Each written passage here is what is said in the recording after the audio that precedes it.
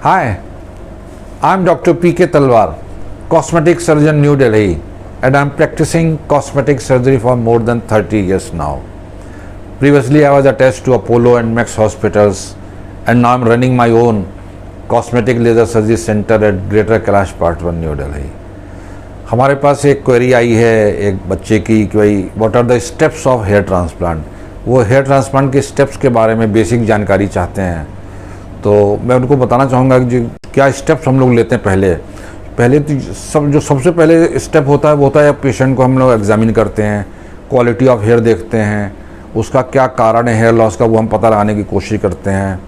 फिर हम ये भी जानने की कोशिश करते हैं उन्होंने पहले उसका कुछ इलाज कराया कि नहीं कराया, और वेदर ये एंड्रोजेनिक एलोपेशिया है या कोई और कारण है। एंड्रोजेनिक मतलब मेल पैटर्न बॉल्डनेस यूजुअली है कि नहीं है, तो ज़्यादातर जो केसेस होते हैं ये मेल पैटर्न बॉल्डनेस में ही कवर्ड होते हैं। तो ये तो एक चीज़ हो जाती है। जो दूसरा स्टेप होता है वो होता है इन्वेस्टिगेट हम लोग करते हैं कि जो पेशेंट है जिसको हम हेयर ट्रांसप्लांट कर रहे हैं उसके कुछ टेस्ट कराने पड़ते हैं बॉडी के, कि ताकि वो हमें पता चल जाए कि भाई जब हम ऑपरेट करेंगे तो उसको कोई प्रॉब्लम तो नहीं आएगी। उसकी हिस्ट्री पूछते हैं, भाई स्मोकिंग करते हैं कि नहीं करते हैं, कोई भी ऐसी चीज़ जो हीलिंग को डिले करे या उनकी हेल्थ को प्रभावित करे, तो उसके बारे में हम जानकारी लेते हैं और टेस्ट कराते हैं। जब ये एक चीज़ हो जाती है तो नेक्स्ट स्टेप आता है उनको अपॉइंटमेंट देते हैं, ऑपरेशन थिएटर में ले आते हैं। जब हम उनको ऑपरेशन थिएटर में ले आते हैं तो हम लोग यूजुअली हेयर लाइन को मार्क करते हैं कि भाई वो किस तरह की हेयर लाइन चाहते हैं, और वो हेयर लाइन जो है मैं मार्क करता हूँ। फिर पेशेंट से पूछता हूँ कि भाई ये ठीक है कि नहीं है। अगर पेशेंट उससे संतुष्ट नहीं है तो उनके हिसाब से हम चेंज करते हैं। मतलब तो आप कह सकते हैं कि वो एक कस्टमाइज्ड हेयर लाइन बन जाती है। जैसी वो हेयर लाइन चाहते हैं वैसी हम हेयर लाइन बना देते हैं। डिस्कशन होता है कि भाई कितना ऊंचा उठाना चाहिए कितना नहीं, क्योंकि कई लोग बोलते हैं जी हमें बिल्कुल नीचे तक ले आओ, तो हम उनको गाइड करते हैं कि भाई आपके को क्या सूट करेगा। लेकिन अल्टीमेटली पेशेंट की ही वर्डिक्ट है जो हमें माननी पड़ती है, और हम उसी हिसाब से उनको कस्टमाइज हेयर लाइन का डिज़ाइन बनाते हैं।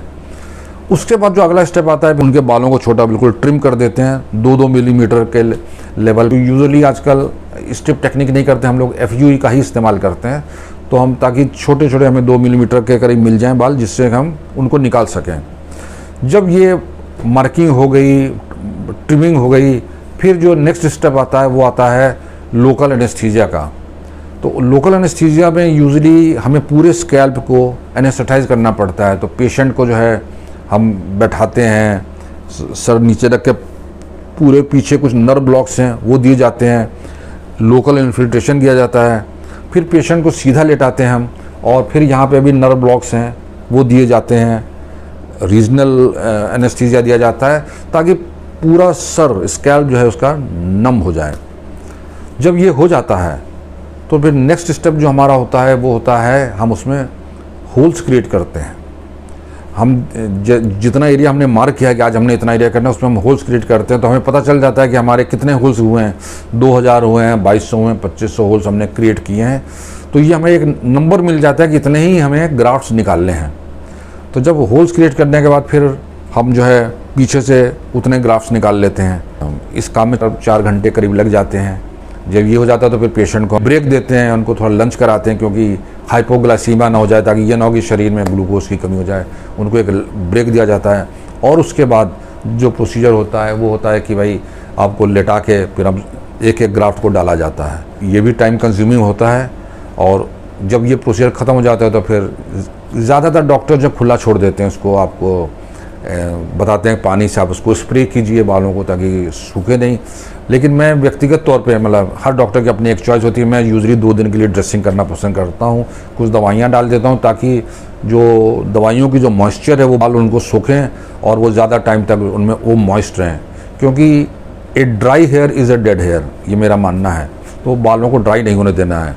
लेकिन अगर आपके सर्जन आपको ओपन रखते हैं, ज़्यादातर डॉक्टर आपको ओपन रख रहे हैं, तो आपको भी वो बताते हैं हर घंटे 2 घंटे आपको उसमें पानी डालना है ताकि वो सूखे नहीं। तो आपको वो प्रिकॉशन लेनी पड़ती है। तो डॉक्टर वो वेरी करता है।